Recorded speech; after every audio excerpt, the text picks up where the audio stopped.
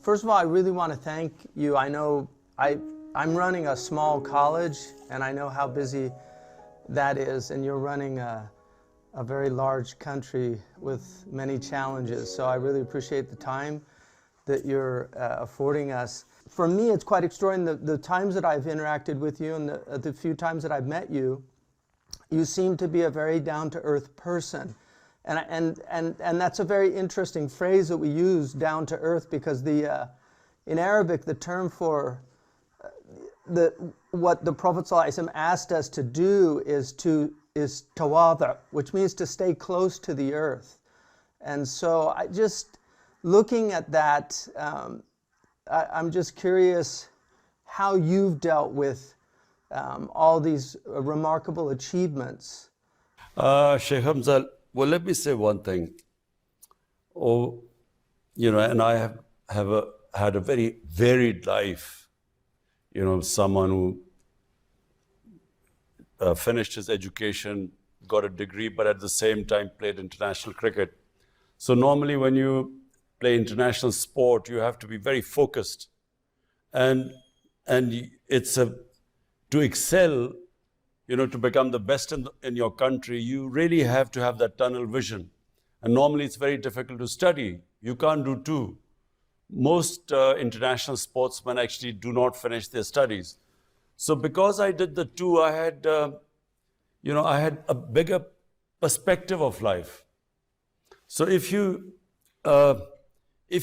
all you do is play sport all the time, and you have no other perspective in life, so everything becomes that sport. And so when you excel in it, you think, you've conquered the world. And there's always a chance that you will have arrogance in you because you're so much better than the other players. So, it's a very natural thing when you excel as a sportsman and you reach the top. So others are not as good as you, and because that's your world, you have this a chance of, in my opinion, what is the worst quality in a human being? Arrogance. You can get arrogant. On the other hand, I played almost 2 decades of international sport. So in that period, you have lots of ups and downs. That also tells you a lot. When you fall, it leads to a lot of soul searching. So when you go into the cycle of up and down, when you reach the top and then you have setbacks, and over 20 years, I had lots of setbacks. I had a lot of successes, but a lot of setbacks. So during the low period in your life, it teaches you a lot. So you do not eventually lose when you go up, your feet stay on the ground, because you know that, you're not always going to stay up there. So that's one. But really, it is, later in my life, just at the end of my sporting career, when I was blessed with Almighty's greatest gift, and that's faith. I never understand this concept of people forcing someone into your religion or faith, because for me, faith is a gift of God. Not everyone has this iman of faith. So once you have that, then you have a completely different perspective on life, because you believe that success, respect are in the hands of God. This is, clearly stated in the Quran. So once you know that, when you have successes, you then attribute it to God. And you know that it's because of His will that you have succeeded. So arrogance disappears from your life. And then the most important thing, that you control what is the most destructive thing in a human being, is the human ego. If you do not control the ego, it is very destructive. And I've seen it destroy human beings. So faith, actually, true faith, iman, firmly makes you control your ego.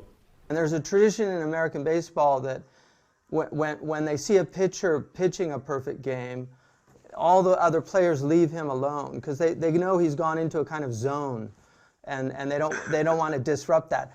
But what they do at the end of the game is they push a pie, a cream pie in his face as he comes off the mound.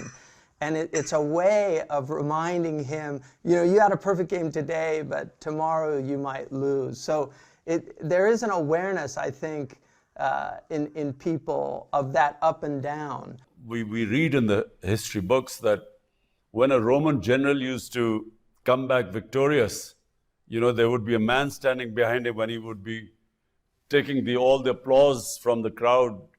He would be telling him that, remember, you're human. Exactly. And I think this is something that a lot of people in positions, when they get into positions that you've gotten into, they very often shut that aspect out and surround themselves. I mean, this is one of the things that Aristotle says is that tyrants surround themselves with yes men, that they don't want to be reminded of those things. And Pharaoh is a good example of that. And it's very interesting that in the Quranic narrative, the most repeated story is one of immense arrogance, which is Pharaoh, and then the humble servant of God, which is Moses, and then this idea that in the end it's humility that God gives victory to.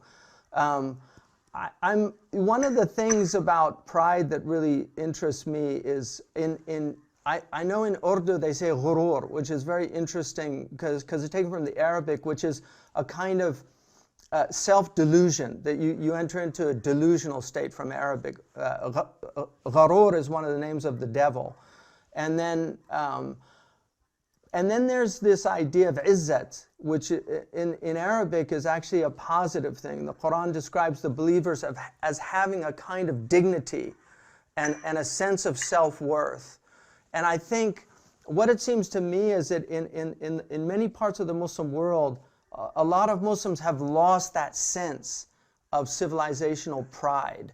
And I think it seems to me that what you're really trying to do in an extraordinary country with an extraordinary people is restore that pride and sense of who we are as a people. The Quran liberates a human being when God says that there are three things that are in His hands. Number one is respect and humiliation. So you cannot be humiliated and you cannot respect unless God wills it. Number two is how much risk, in other words, how much you will, the sort of money you will have in life, you know, how much you will make in life, that is also in God's hand. You can only strive, but He is the one who will determine how wealthy you will become. And third is life and death. That's in God's hands. So in my opinion, these three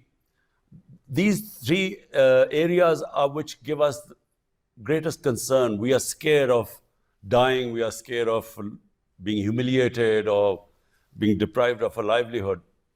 So in my opinion, when you have faith, you have complete belief that the things that cause you the greatest fear are in God's hands. And therefore, you realize that only thing you have got in your hands is to struggle. Success lies in His hands, and which I've always tried to tell my political party. I've always tried to make them understand this. Because, when I came into politics, there were two things. Everyone, because there are mafias in politics, people were scared to come into politics because they were scared they would be killed or they would be beaten up by these mafias. So number one fear was actually of dying.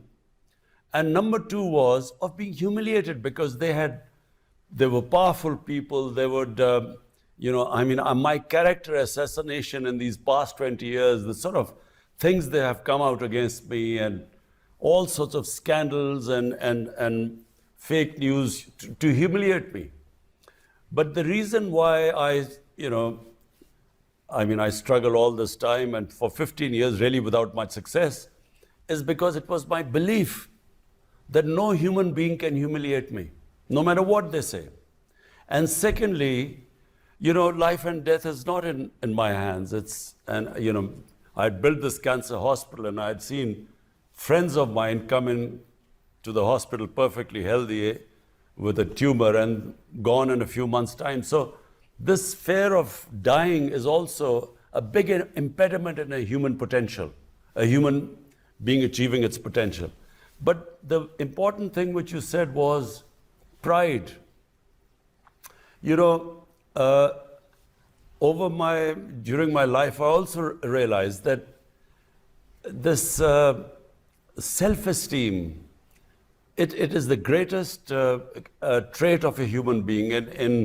In our language, we call it ghairat. It is a great quality in a human being. And I remember my house was being built, and it was the hottest time of the year. And I was just watching this house, the sun was blazing down and the laborers were working. And there was this one guy, young man who was his shirt was drenched with sweat. And he never once stopped working, whereas others would sit in the shade for a while, have a glass of water, and then come back. So at the end of the day, when he finished, I went in and handed him some money, which would have been a lot of money for him. And he asked me, he said, "Why are you giving me this money?" I said, "Because, I saw you the way you worked." He said, "The work I did, I've been paid for. And please keep your money." So the respect I had for this ordinary laborer was much more than so many rich people I've met in my life, who just do not have this self-respect and this dignity, or ghairat, as we call it.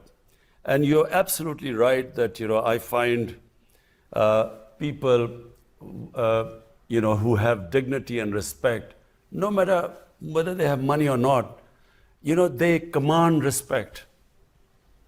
You respect them. It reminds me, I took my sons to Uhud to visit Shaykh Hamza. And there were very few people there, but there was a man selling candy. He was a little like a Bedouin man, and he was selling candy on a little cart. And so I wanted to get my boys something sweet at the place, and they had 10 riyals, and the candy was only like 2, I think, riyals. And I told the man, "Keep the change." And he said, "No, the candy's only 2 riyals." And I said, no, it's all right. You can keep it. He said, "Look, I'm not a beggar. This is my job.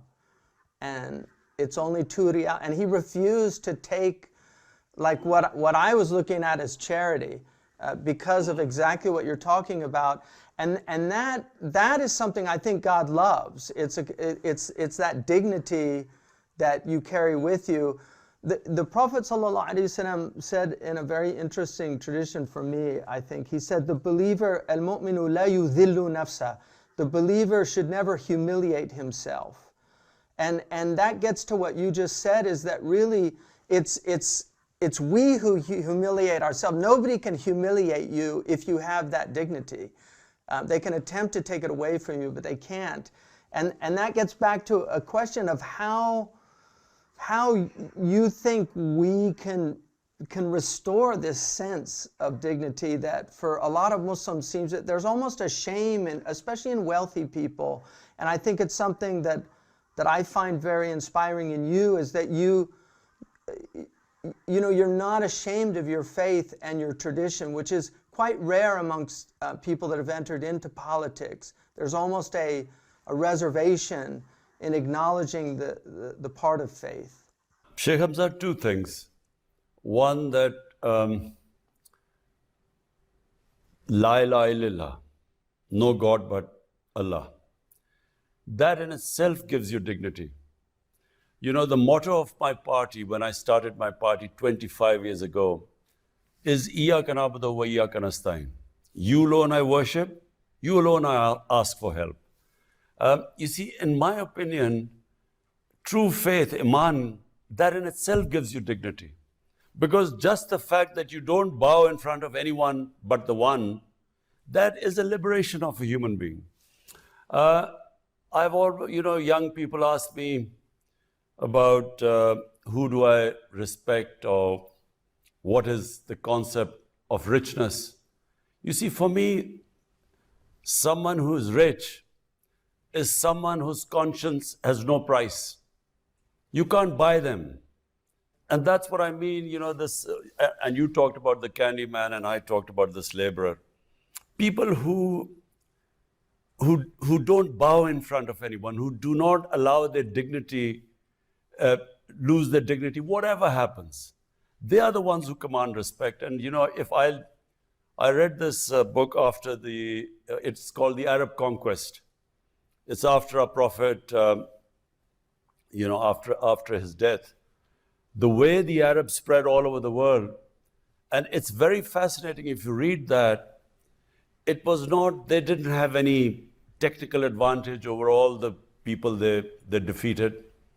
The Mongolians, for instance, they also had conquered half the world very quickly, but they developed a certain form of warfare. They had these special bows which used to shoot arrows much further than anyone else. They had these special horses and a war technique. But these Arabs had nothing. They were the same Arabs who were insignificant in front of Persian and Byzantine empires. But when you read about it, they were liberated souls. They were fearless. They were fired with a higher imagination. And this is the basis of, if one sports team is very talented, the other sports team has self-esteem and respect, they have pride, they will beat the talented team. And I've seen this more often in my life. And this is really it. The problem when you say about Muslims and rich Muslims and wealthy Muslims, I've seen them lose their pride. I've seen them, become servants of wealth.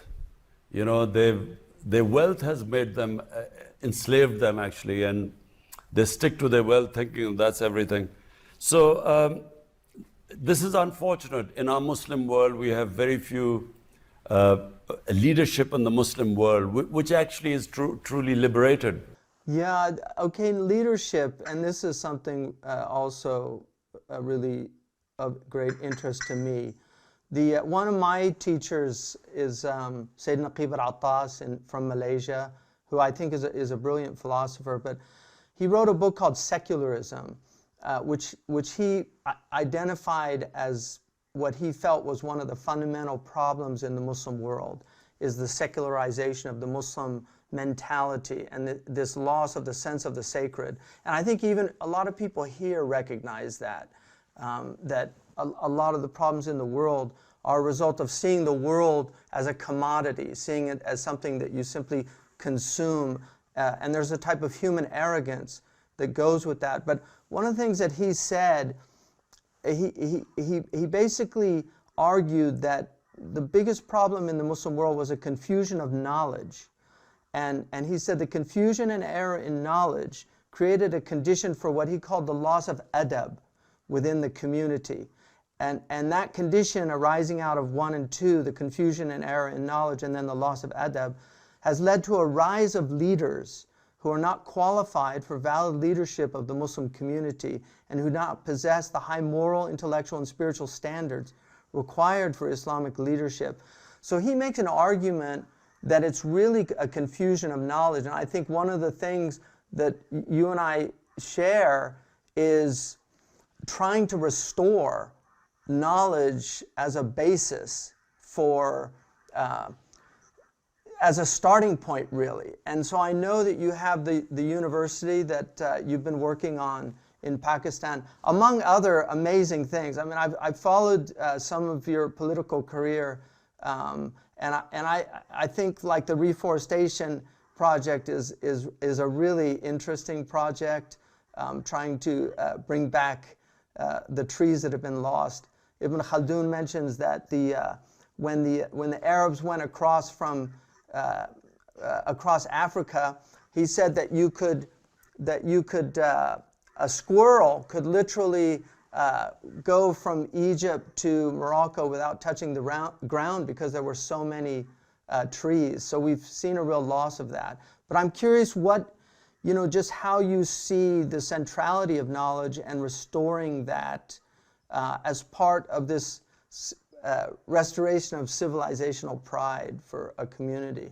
You're right about, when you have total divorce from the sacred and you just operate on the material, and which is basically what is happening.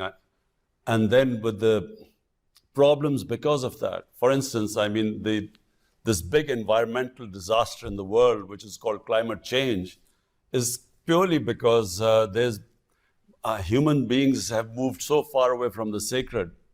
And sacred basically means being humane, thinking about others. It means, the saying of a prophet, peace be upon him, that you live for the next world as if you'll die tomorrow, for the next world. So your deeds should be such that if you die tomorrow, you can stand in front of the Almighty and be held accountable. But live in this world as if you will live for 1,000 years. So whatever you're doing right now, you should think the repercussions it will have on humanity for another 1,000 years. So it's one of the greatest statements, about, it just completely envelopes everything about environment, about how we should be treating the way we live on this earth. So that also, I believe this whole environmental movement is sacred. Wherever you think about other human beings, you are, because God, whatever you do for God's, if you want to get close to the Almighty, you have to be humane. So what I find, unfortunately, basically the leadership that comes up through this political system, they just are too divorced from Iman, from tenets of their faith. And so basically they come in for power and then they compromise for staying in power. And power is for personal benefits. And it's all over really. Most of the politicians, very few politicians I find come with a specific objective of looking after humanity. Their main objective is the benefits of power, and most of the developing world, it is coming into power for self-interest, how much money they can make.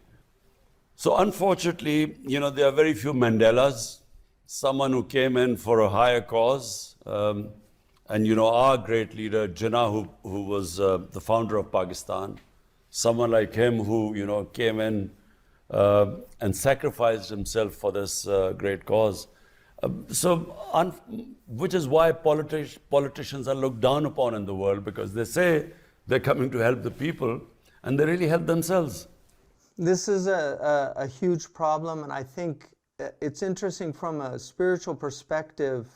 A lot of the ethical traditions that we have, and not just in the Muslim community, the source of this is arrogance, and because it's the idea that the human being somehow has only responsibility to himself, that he's not responsible to anything above himself. So he in essence makes himself like a god, and that gets to how do we, just in terms of as a community, how do we get out of the conditions that we find ourselves in? Because I think a lot of Muslims, have looked at the Muslim world for some time and seen the type of rulers that exist in the Muslim world, and I think there's so much animosity, unfortunately. So instead of like praying for people, because one of the things that traditionally, like in the Imam Tahawi's creed,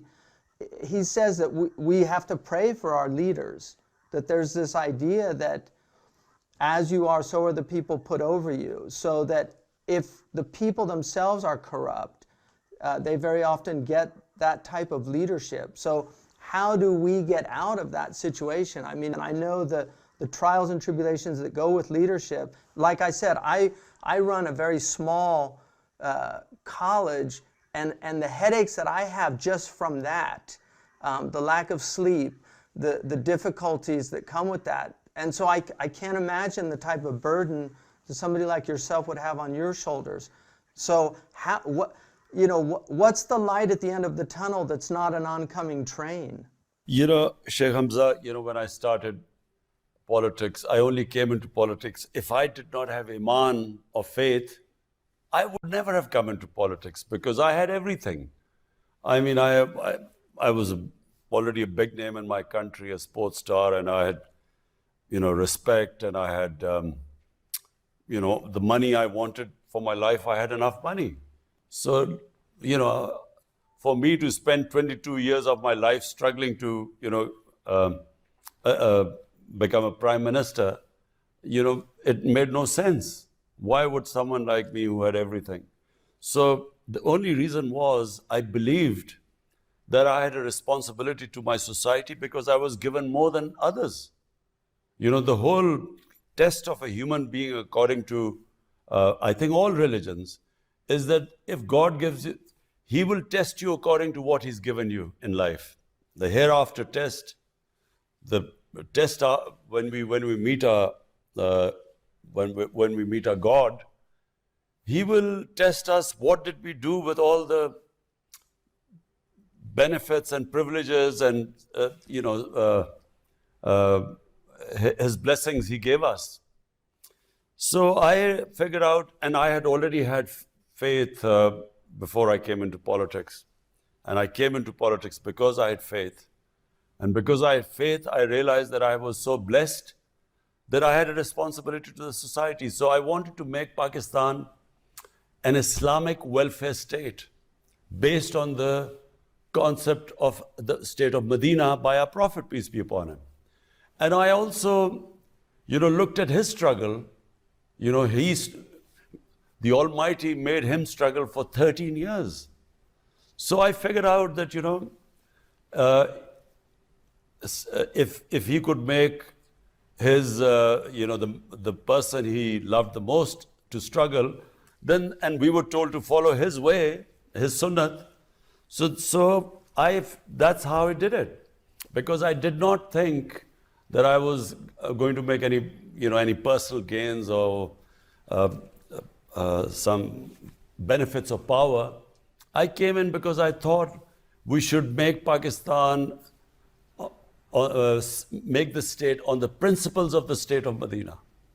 And I always believe one thing, that, despite all the difficulties and adversaries and disappointments, I believe that, we human beings God has only given us the power to struggle. Whether we succeed or not is not in our hands, as was shown by, the life of our Prophet, because for 13 years he struggled, and a very tough struggle. And then when he did the hijrat to Medina, he didn't know that it would be the beginning of his rise. And even then in Medina, for first 5 years, it was a real struggle. So therefore, for me, it was just a struggle, and I have this ideal that we want to have this country based on two principles. One is it should be a welfare state, a humane state, which takes care of its bottom strata of the society. And secondly, rule of law. The fundamental principle of a civilized society is where you bring the powerful under the law, and which is the biggest problem in the developing countries, because we don't have rule of law. Powerful have one law, and the weak are judged by another law. So the jails are all filled by the poor people. The rich crooks never get into jails. So these two concepts are the basis of what my struggle is about for Pakistan. I don't think that's just a problem in the developing countries, unfortunately. A lot of people that should be in jail in Europe and America are not in jail. So I think that seems to be a major problem. In coming to winding it down, I think it seems to me that you've taken on an incredible challenge, and it's very inspiring. And I think I know a lot of Muslims here are inspired by it.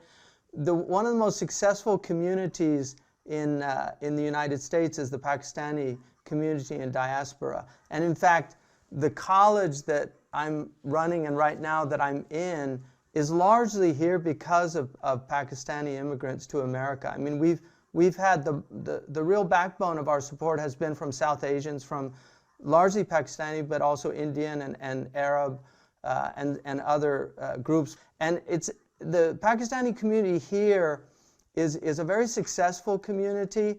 And there's a very interesting book. It was somewhat controversial when it came out, but I actually found it very eye-opening. And it was a book by these two Harvard researchers. It was called The Triple Package. I don't know if you ever saw the book, but it looked at the most successful communities in the United States, and one of them was the Pakistani community that they looked at. And they identified 3 qualities of their success. That's what they called the triple package. And the first one was they had a sense of superiority, which I thought was very interesting. And it wasn't so much in an arrogant type of way, but they really saw themselves somehow as exceptional.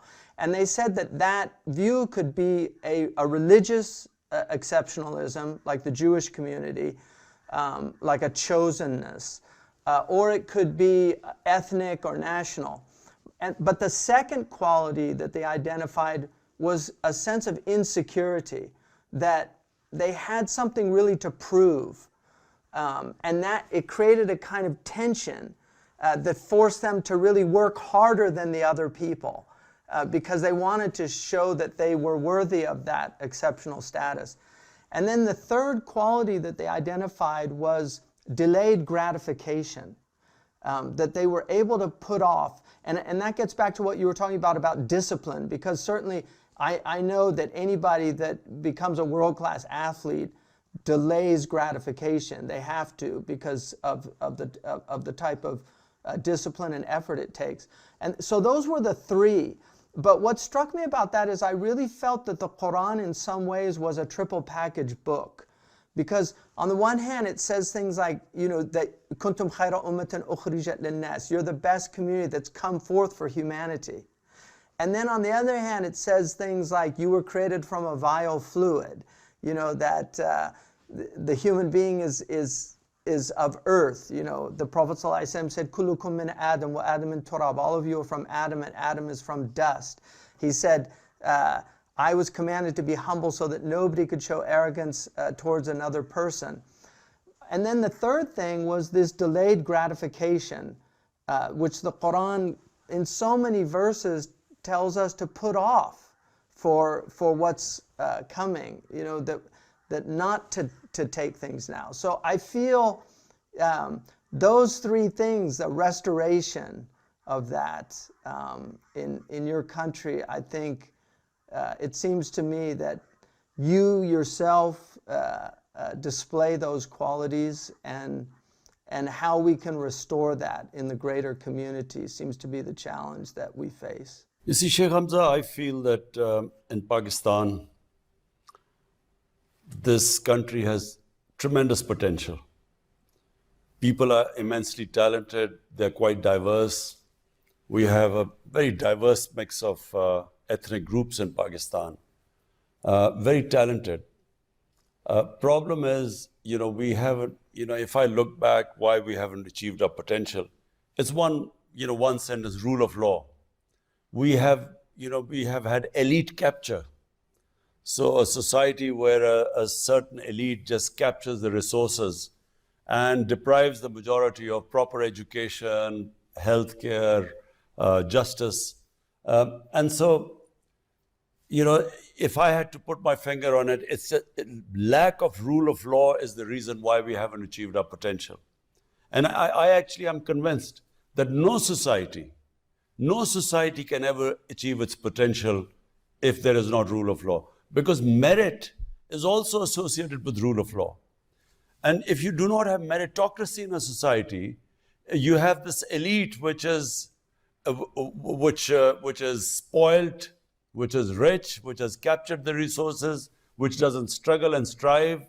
They sit on the main positions, they decay.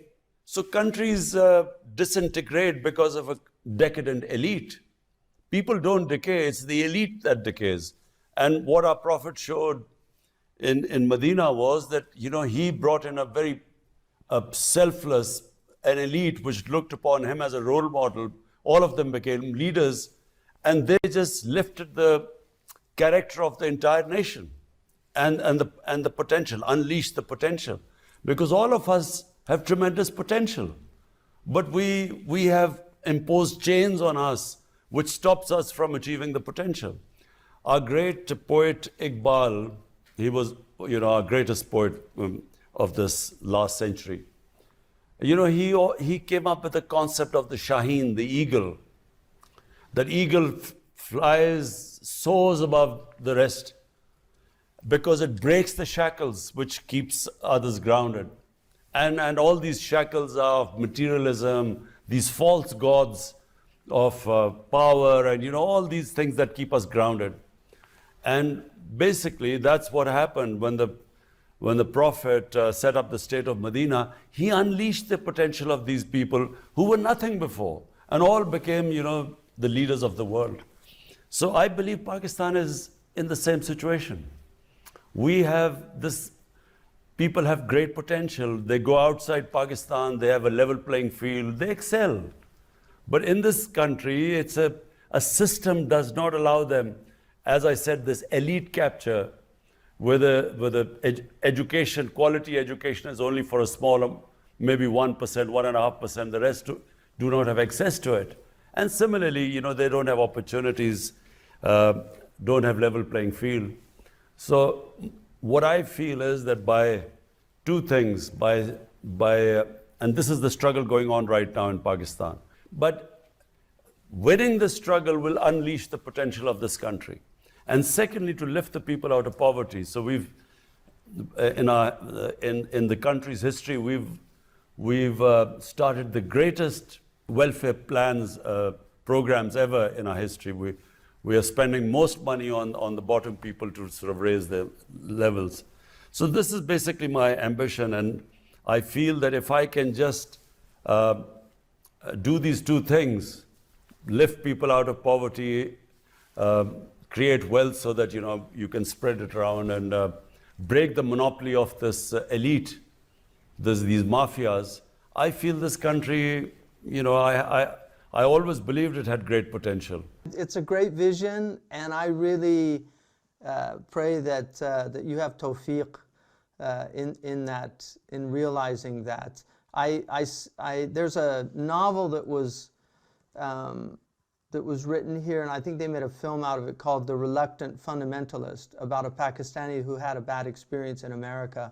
And when he ends up going back to Pakistan and being a teacher, but one of the things that he said in a class to his students, that in America they have this thing called the American dream.